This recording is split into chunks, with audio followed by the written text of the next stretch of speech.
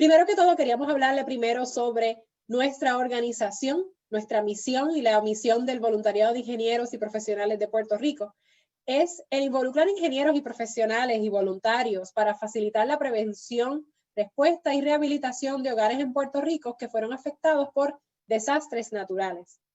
De la manera en que nosotros podemos ayudar a las personas es que los ayudamos a la ruta hacia una casa segura. Primero que todo, ayudamos a las personas a hacer una inspección de manera gratuita donde se puede ver la peligrosidad de los daños en el hogar. Luego de eso, damos asistencia para navegar las solicitudes de FEMA, ayudas federales, seguros privados y podemos darle orientación sobre cómo solicitar a las distintas ayudas. Damos certificaciones o lo que le llaman un Structural Engineer Report, un reporte de ingeniero estructural que incluye un estimado de costo. Y estamos haciendo este servicio por un bajo precio. Y finalmente le ayudamos a coordinar y buscar los distintos profesionales que se necesitan para comenzar la restauración de su hogar. Además de eso, podemos ofrecer referidos para ayuda legal gratuita, podemos hacer referidos para apoyo emocional, entre otras necesidades que podamos identificar y que usted nos deje saber qué otro tipo de ayuda necesita. Así que son de esos servicios que ofrecemos a las personas y las participantes del voluntariado.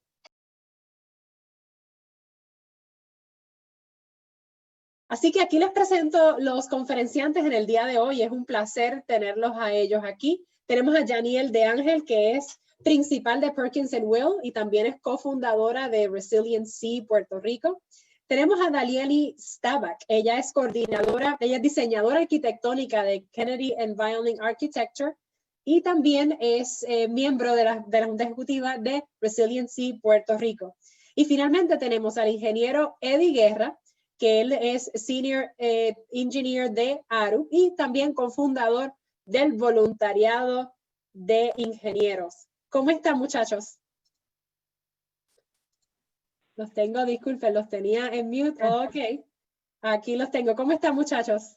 Bien, gracias, Jezabel. Muy bien, muy bien, Jezabel. Gracias por la invitación. Gracias.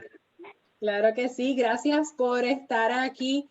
Hay muchas preguntas porque hemos estado haciendo inspecciones, certificaciones, hemos estado hablando con mucha gente y hay muchas preguntas sobre, ok, ¿qué hago? Estoy viendo ciertas grietas, estoy viendo ciertos daños. Mucha gente que tiene miedo, ¿no? Porque se sigue temblando la tierra y tiene miedo de los distintos daños que están sucediendo en el hogar. Janel, tienes información bien importante para nosotros aquí. ¿De qué nos vas a hablar hoy?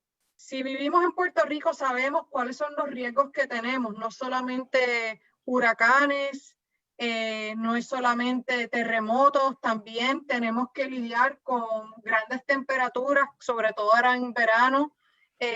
Sabemos que también áreas de la isla se pueden ver afectadas por tsunami, pero en el día de hoy nos queremos concentrar básicamente en el terremoto y los huracanes.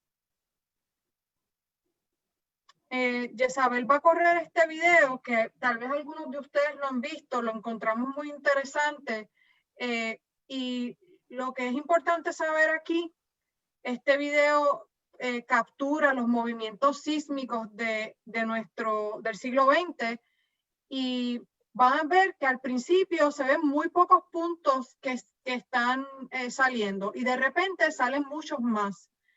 La Tierra libera energía moviéndose y ese movimiento ocurre entre las placas tectónicas que están en la parte de arriba de la Tierra.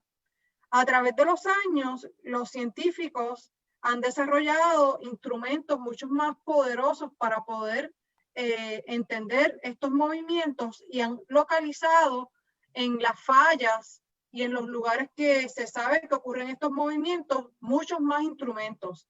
Entonces, usted pensará que de repente hay más terremotos. No es que hay más terremotos, es que tenemos mejores instrumentos y se han ido hasta debajo del mar a colocar instrumentos para medir cualquier movimiento. Entonces, ahí ya ustedes ven delineadas las placas tectónicas que cruzan por ya sean los continentes o el mar.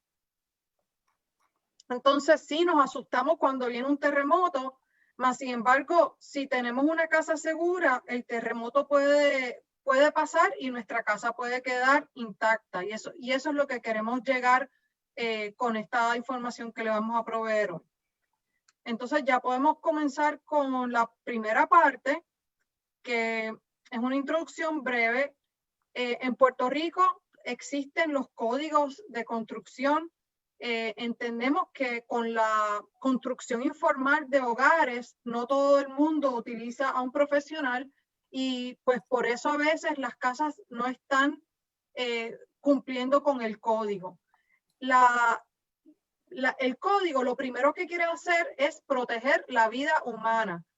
¿Por qué? Porque hace que el ingeniero, el arquitecto, los profesionales que la están diseñando la hagan suficientemente fuerte para que en caso de una emergencia usted pueda salir.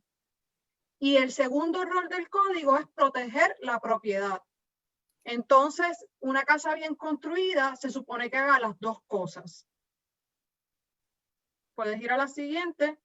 Y solamente para que entiendan que el código siempre ha tenido este diagrama, ¿no? Que indica, estamos en una zona sísmica, la zona oeste de la isla ven que el color se intensifica, eso significa que las fuerzas sísmicas son más grandes en esa área y hay que construir pensando en esas fuerzas sísmicas. Entonces, podemos diseñar una casa donde a lo mejor hay unos daños menores si ocurre un evento como un huracán, un super huracán María o el terremoto que vimos en enero. Y lo importante es que si ocurren fallas que sean menores para que se puedan sanar y no se tenga que demoler la casa. Muchas personas quieren saber quién me puede ayudar.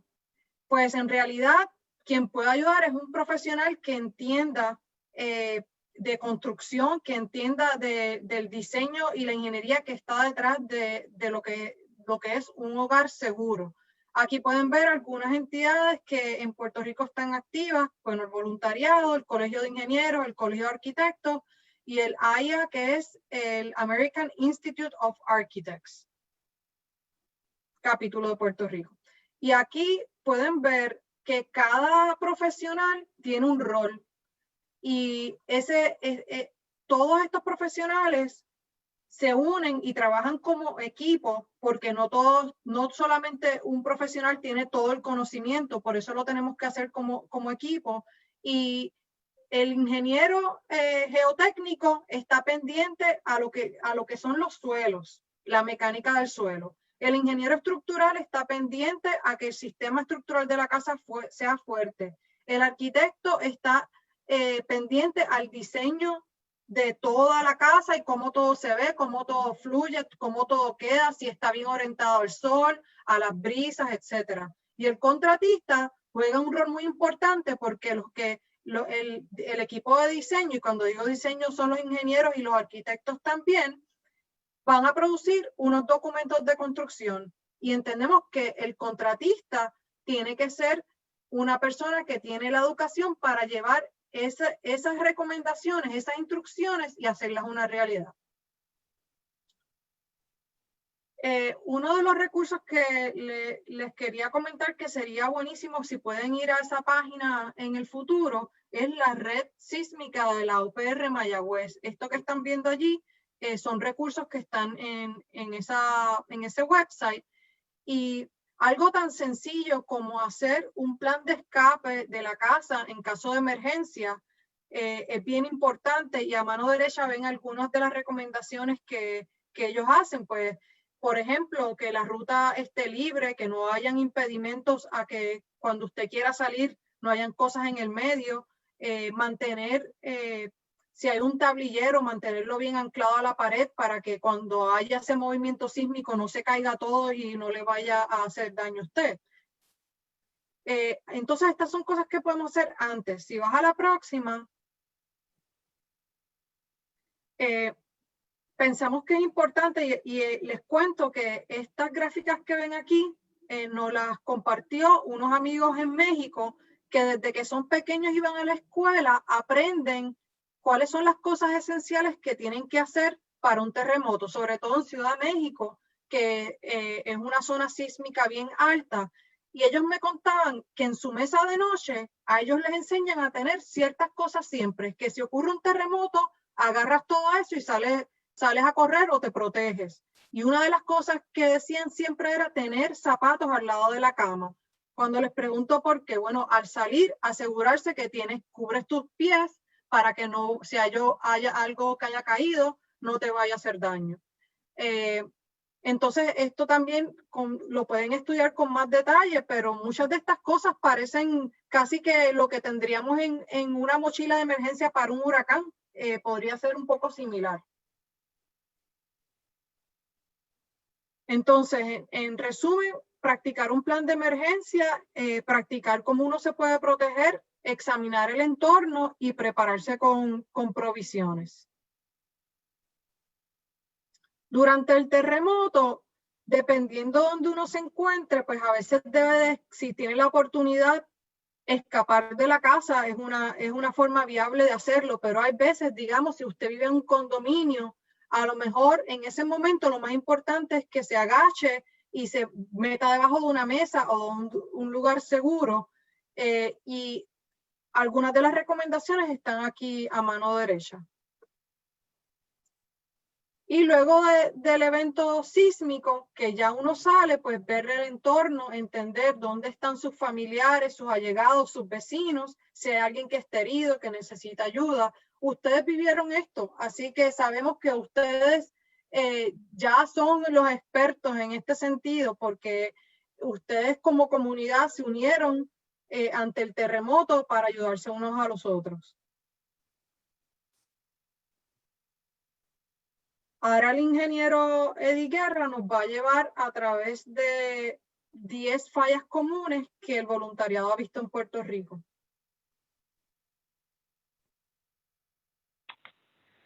Hola, buenas tardes. ¿Me escuchan bien? Sí, te escuchamos bien.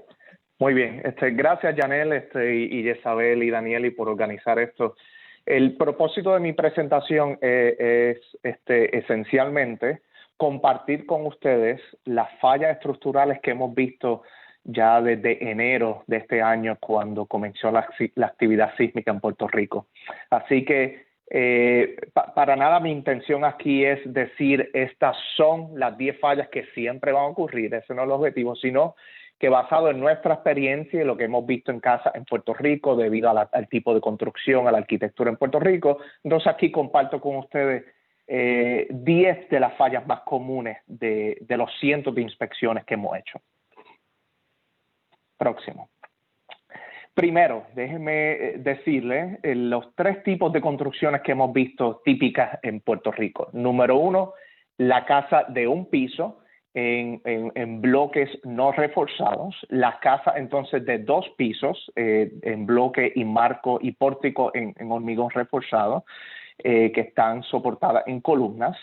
Y tercero, las casas en madera y que están entonces apoyadas en fundación en concreto, ya sean en columnas cortas de hormigón. Esta tercera es un caso menos frecuente que hemos visto durante los últimos meses. Nuestras inspecciones han visto mucho más los casos 1 y 2 aquí. Próximo. Y de todas las casas que hemos visto, sí es importante recalcar que hay 2 sistemas estructurales que son comunes en esta estructura. Lo primero son los pórticos de hormigón reforzado rellenados por bloques no reforzados. Ese es el tipo de sistema lateral que hemos visto, bien común en Puerto Rico. Y segundo, las paredes entonces en hormigón reforzado. Este segundo es un elemento estructural mucho más fuerte y típicamente lo hemos visto en casas que son más modernas, casas que por ejemplo se construyeron después de los años 2000 en Puerto Rico. La gran mayoría de las casas en Puerto Rico, sin embargo, tienen el sistema lateral a su izquierda de pórtico en hormigón y rellenado en bloque. Próximo. Así que vamos a ir al grano. Entonces vamos a ir a cada una de las fallas que quiero compartir con ustedes, mi experiencia como ingeniero estructural que yo he visto en Puerto Rico. Lo primero y lo más común que yo he visto en Puerto Rico es este tipo de falla donde la interfase comienza a agrietarse entre el pórtico de hormigón armado y la pared en bloque. Es importante recalcar que entonces, ¿por qué esto sucede? Bueno, durante el temblor, debido a la naturaleza de que los bloques no están conectados estructuralmente al pórtico, ellos básicamente tienen un movimiento de que bailan dentro del pórtico. Así que ahí es donde en esa primera interfase es donde comienzan a surgir estas grietas. Es bien importante dejarle saber a la gente que este tipo de grieta no siempre es una grieta severa, un tipo de daño que es bien típico, incluso con movimientos telúricos bajos, así que es un tipo de falla que es bien común en Puerto Rico. Próximo. Segunda falla, esto ya es una falla un poco más severa y en el grado de severidad pues ya está cerca del último lado de la capacidad de la pared, como demuestra en la gráfica a la derecha, debido donde los ejes se compara la deflexión lateral con la capacidad de carga de la pared. Pero básicamente en este caso ya la pared en flexión comienza a deformarse y entonces se concentra el daño en la parte de abajo de la pared, y esto se debe a que la pared, cuando comienza entonces ese volteo de la misma pared en el apoyo del piso, ahí es donde comienza a presionar contra la losa de la fundación y ahí comienza a dañarse. ¿Cómo progresa ese daño? Comienza a dañarse ahí, entonces comienza a progresar las grietas diagonales debido a la presencia de tensión en esta pared. Así que esto es un caso severo que hemos visto en muchas casas en Puerto Rico. Próximo. Número 3, este caso son cuando vemos grietas verticales en las casas, y hay dos razones por las que típicamente esto sucede. Número 1, está la presencia de juntas frías o por lo menos interfase entre bloque y pórticos de hormigón, y entonces ahí se agrava la grieta debido a esa interfase o la junta fría, muchas veces porque hubo una construcciones diferentes, en otras palabras, construcciones que se hicieron en diferentes tiempos. Otra causa también para este daño es cuando la pared tiene un movimiento de flexión, lo que le llamamos en inglés out of plane, fuera del plano. Esto es como si estuviéramos empujando la pared. Y entonces al empujar la pared, pues entonces la grieta en flexión ocurre en el centro. Próximo. Falla número 4, esta es de las fallas más comunes que hemos visto en Puerto Rico, y esto sucede porque se concentran los esfuerzos en las esquinas de las aperturas de la pared. En otras palabras, cuando usted ve aperturas como ventanas, cuando usted ve aperturas como puertas, muchas veces hasta enchufes, cajas eléctricas que hay en las paredes, ahí se concentran los daños, y entonces debido a la presencia de esfuerzos cortantes, la grieta entonces cruza en diagonal y busca entonces el área de menos resistencia en la estructura. Esto es una de las grietas más típicas que hay en Puerto Rico, en las casas que hemos visto, y el grado de severidad cambia. Por ejemplo, esta foto que ustedes ven aquí es un grado bien severo de que ya esta parte de la pared ya perdió su capacidad estructural. Sin embargo, puede darse menos severo, donde hay una grieta pequeña que usted ve que comienza a salir. Eso es una grieta que es debido a los efectos del temblor. Próximo. La falla número 5, estos son fallas que entonces no son diagonales, no son verticales, pero típicamente sí vemos fallas que son completamente horizontales, y es debido entonces al movimiento lateral de la pared, típicamente en paredes de bloque, no reforzado, en donde el mortero, la resistencia del mortero o la resistencia del bloque en lateralmente o en fricción ya se sobrepasó por el movimiento del temblor. Así que cuando usted ve esta grieta, esta es la razón por la que está pasando. Próximo. Grieta, la falla número 6 es la famosa falla X, que muchos de ustedes saben que han visto en televisión y que es bien común. Ya en este tipo de falla, ya la pared estructural ya perdió la mayor capacidad lateral y vertical. La razón por la que esto falla es que en vez entonces de un movimiento de flexión o de volteo, la pared entonces trata de desplazarse en cortantes, lo que le llaman. Y entonces está la presencia de esfuerzo en tensión en ambas direcciones, y ahí es donde entonces ocurre la grieta diagonal. ¿Por qué entonces pasa una grieta en X? Bueno, porque el movimiento del temblor es un movimiento cíclico, como ustedes muchos saben. Cuando viene de un lado, la grieta ocurre; cuando el temblor mueve al otro lado, sale la grieta en otra dirección, y ahí es donde ocurre entonces la famosa X. Es bueno recalcar que la grieta en diagonal pueden ocurrir por medio de la fisura entre los bloques por el mortero, o puede romper directamente en los bloques. Cuando usted ve que la grieta surge por medio del mortero, es cuando ve una escalerita en la pared. ¿Okay? Eso significa que por ahí falló. En este ejemplo, por ejemplo, que ustedes ven en esta foto, la grieta cruzó los bloques completamente. De hecho, una pobre construcción, una práctica informal aquí, donde se ve que un tubo de desagüe pasando sobre un elemento estructural, y eso fue una de las causas también que se debió a esto. Próximo. La falla número 7 es bien típica también en Puerto Rico, donde vemos que ocurren fisuras entre la pared, en la interfase de la pared y el techo. Y la razón por la que esto pasa es porque estas paredes, típicamente de bloques no reforzados, comienzan a comportarse en modo de volteo, en donde no hay esfuerzos cortantes, pero entonces el volteo mismo causa la grieta arriba y abajo. ¿Cómo la severidad aquí va progresando?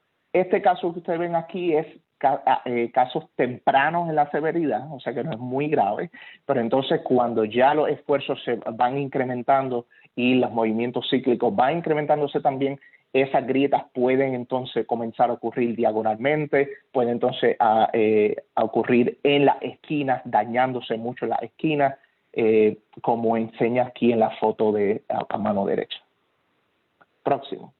Bueno, ya voy por la falla número 8. Esta falla en Puerto Rico es bien común también. La hemos visto mucho, especialmente en los pueblos de la isla, en los pueblos centros de la montaña, donde los suelos son bien arcillosos. Y esto significa que hubo un posible deslizamiento del suelo, hubo cambios de contenido de humedad en el suelo. Se forman huecos y vacíos en el suelo, y debido a la vibración, entonces el temblor, pues la losa baja. También durante la construcción pudo haberse dado el caso de que el suelo fue pobremente compactado. Así que durante el temblor se altera la condición del suelo, y entonces esto es bien típico que este tipo de grieta, las losas, pues sí ocurra. Próximo. Ya las fallas 9 y 10 que les voy a presentar no son en paredes, no son en losas, sino que son en columnas. En este caso, vemos que estos son fallas típicas en columnas, donde se concentran en la parte de abajo, donde hay poca cantidad de aros, no hay un buen distanciamiento de aros, el distanciamiento quizás es demasiado.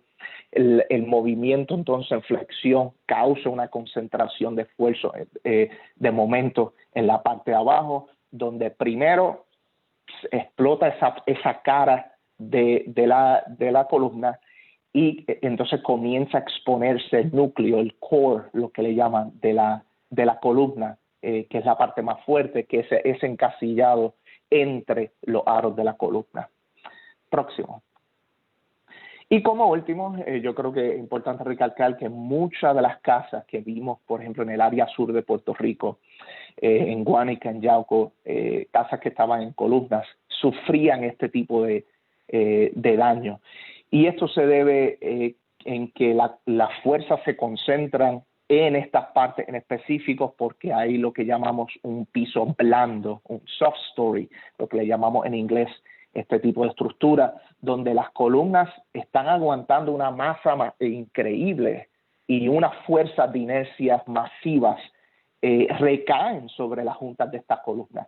Por ende, si en estas juntas no entonces hay cantidad de aro suficiente, no hay ductilidad suficiente, o por lo menos no hay cantidad de área de concreto en esa dirección de movimiento, este tipo de falla va a ocurrir definitivamente. Y esto es un tipo de falla que vemos en cortante, de que entonces se concentraron los esfuerzos de contante en una dirección, después cuando viene en otra dirección ocurre la famosa X y se concentran en estas áreas de la columna. Así que Jezabel, Janel y Daniel, estos son 10 de los tipos de las fallas que yo personalmente y con el grupo de ingenieros en Puerto Rico hemos visto.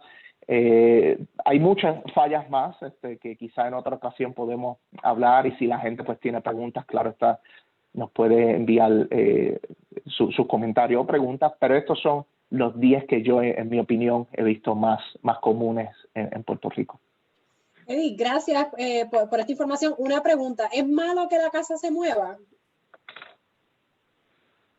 No, bueno, a nosotros nos enseñan en ingeniería estructural que cuando hay movimiento es bueno, siempre y cuando se controle el movimiento. Así que cuando se diseña, sí queremos que haya un cierto tipo de desplazamiento, porque en palabras de ingeniería estamos liberando energía de deformación de esa forma, en vez de concentrarse en deformación del elemento estructural. Pero no es malo que la casa se esté moviendo siempre y cuando haya buenos controles de deformación y que no hayan deformaciones excesivas que entonces dañen excesivamente la casa. Y en ciertas de las, gracias por contestar esa pregunta, en ciertas de las grietas que estabas hablando se mencionaste que la estructura o esa parte llegó a su capacidad. ¿A qué se refiere eso? Sí, se refiere que cuando entonces nosotros vemos el elemento estructural, no, en caso de ocurrir otro terremoto, Jezabel, es bien probable que haya colapso de esa área, de esa región de la casa. ¿Okay? Así que a eso nos referimos cuando ya se llegó a la capacidad. Por ejemplo, cuando son paredes que están agrietadas, pero las grietas no son muy severas, pues nosotros sí podemos decir con cierto grado de confiabilidad de que en otro terremoto todavía la pared puede aguantar. Okay.